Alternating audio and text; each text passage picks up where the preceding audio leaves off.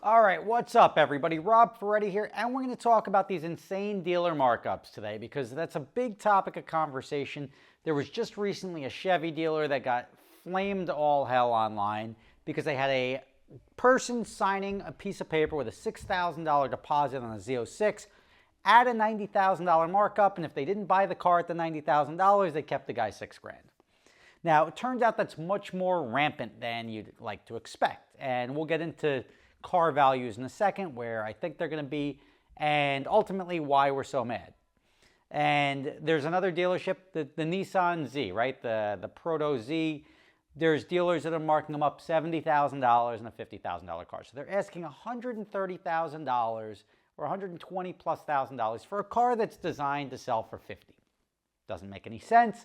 It's just the insane market right now. And why does that make us so mad, right? Because like nobody's upset at the guy who has a car that he bought for $100,000 that's now worth $200,000, right? Like it's just the market. You have an old M3 lightweight, you have a McLaren F1, you have an old 993 turbo. They just go up in value, right? It's more, even Toyota Supras. You can't find a Gen 4 Toyota Supra for MSRP, brand new. You could go in there and buy this car for $45,000. Now, you'd get a salvaged right-hand drive car with 80,000 miles on it and whatever eBay parts on it for what somebody paid for that car brand new. Now, leave inflation and everything out of this. To get a Toyota Supra, a Mark IV Supra, you're talking about 85 to 120 for anything that's reasonably acceptable. That doesn't need a ton of work that you can get in and be like, all right, I'm happy with the car. Now, why are we not angry at that, right? Everybody loves that. Like, you love the fact that you have a Lambo that you paid $250,000 for. It's now worth $350,000. That's great. Or like an SVJ. And it's not as relatable for everybody, but it is relatable across the board. The fact that I was able to buy my Subaru back for, it was a $38,000 car. My lease brought it down to like 24. I bought it back for 24 and then sold it for 35. That's great. I love that. Nobody's complaining like, damn you Subaru owners, because I was in this equation taking the risk. Could have been worth this, could have been worth this. The problem that we have isn't that car values are high, right? Especially on used cars. It's about the fact that we don't like middlemen. Simple as that. And especially when there's risk. Like you go buy a car and the value can go up or down, like, right? Like there's risk involved. There's no risk involved when you're able to buy something that's here for down here. And that's where we're starting to get angry at the dealers for. Because the dealers, and you can't be angry at the dealers for seeing like, all right, we have this $80,000 car. We're selling it. We're making $8,000. And then the next guy's turning around and making $50,000. Why are they making $50,000? They don't want the car. They're just, I have to sell it to this guy, make $8,000 to watch him sell it for 50. 50 over, you know what I mean? Like so why is somebody who's just got the available cash able to take something? Why is the dealer required to sell it for below market value? That's really the problem we're running into here. And then the other problem is that the market's so high and that there's opportunity to be made or opportunity for profits to be made that the cars aren't getting from the person building them or the company building them to the person that actually wants them. They're just layers of middlemen just stepping in. It's like the ticket brokers going online and scooping up all the concert tickets. And guess what? You want to go watch Billy Joel? I mean, name anything cool. Dua Lipa? I don't know what you guys are into or what music. Michael Bublé. You're going to watch those velvety pipes? It's going to cost you 3x face value. I don't want to pay 3x face value. That guy guy had no intention of going to the concert. He just bought those tickets to then stand in my way so that I would pay him fair market value. That's the same thing. Everybody hates the middleman. And there's only two solutions to this, right? First solution, 2.5, whatever. The solution on the customer side or on the public side is anger, right? We don't like this. There's no risk involved. There's no like you have to keep it forever. You don't have to do anything. There's no minute. You could buy it and turn around and flip it. Even though everyone shuns that, it's still, there's not enough disincentive. There's not enough risk for people not to just step in line and be like, I can buy this for here when it's really worth here. Get me in there. Oh yeah, I've been dying to have that car. Turn around, flip it, sell it, gone. So dealers wanted to get involved in that, but the Chevy dealer that was out there that did $90,000 over with that guaranteed, we're keeping your deposit if you don't give us $90,000, guess what he did? The internet went and said, you greedy son of a... And the dealer just said, you know what? Too much bad press, selling all Z06s at list. Anyone who's got an order for a Z06, no matter what they have on writing, we're going to then turn around and sell it for list. I'm not going to get into the muck there. Some people are still saying that the dealer is now asking 50 over, et cetera, et cetera. It's not about flaming one dealer, but that is a way to get a result. Having so much negative backlash from the community to then bully essentially the dealer into not doing the markup is probably the most easy way to see results.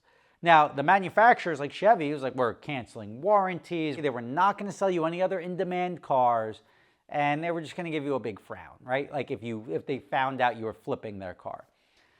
Does that work? No. The only way for a manufacturer to control it would be to control the length of time. They would lease the cars for a certain amount of time, right?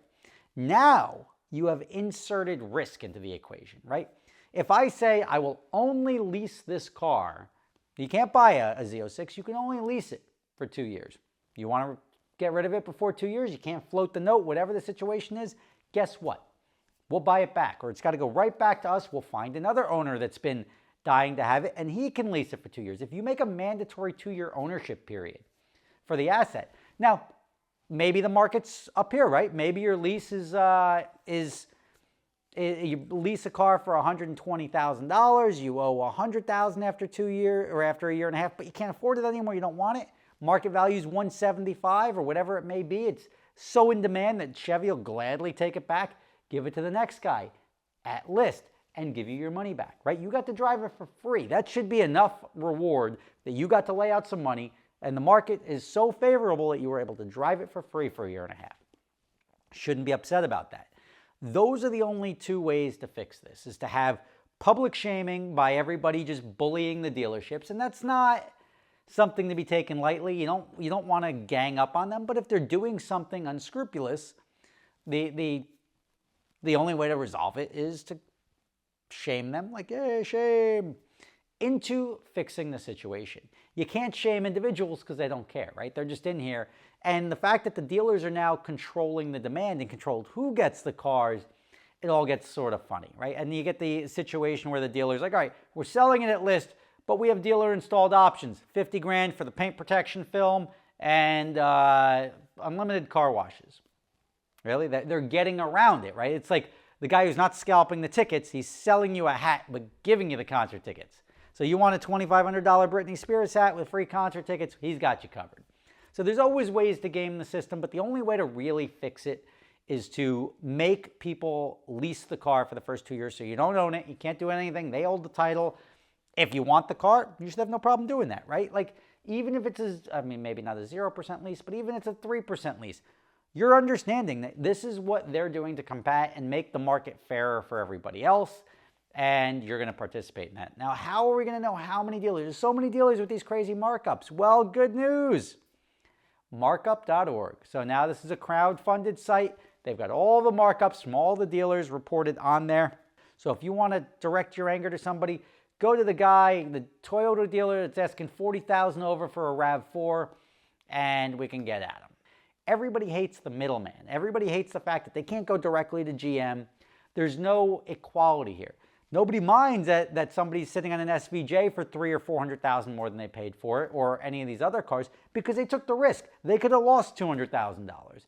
They've floated the note. They've purchased the car. Like, it's not about what vehicles are worth now. It's about the fact that the vehicles are worth so much, and the control of new cars is through the dealer network, and it's not really equal. Everybody back in the late 90s could go to a dealership and buy a Supra. Like, you took that risk that it was going to be worth more or less, right? And there was a point in time Toyota Supras were worth $20,000. So somebody paid $45,000, it was worth $20,000. The market has corrected ultimately, but there was risk there. It's more than just being like, I've got 10 grand, let me step in front of everybody else, let me get something that everybody else wants, and I'm just going to profit from it without doing anything. and that's what I think annoys everybody. That's what we have to solve, and the only way to do it, in my opinion, is for the manufacturer to lease it and for us to get out there and rally and find the dealers that are egregiously asking ridiculous numbers on vehicles. And you have to see where they're coming from. We have to be fair about that, because there are people lying to their dealers saying, I really want this car, but they don't really want it. They're looking to make a buck. Rob Ferretti, if you have any other solutions here, let me know in the comments.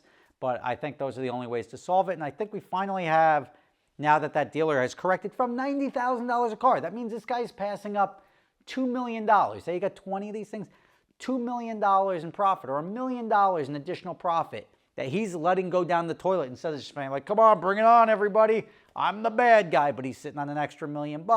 He decided that it wasn't worth the negative PR and got rid of the markup. So I think that's good for everybody. Hopefully the guys that are getting these cars aren't going to turn around and flip them, because that defeats the purpose. That means all he was doing was losing out to some other schmuck who's saying, like, I want the Z06, but all he wants is the money.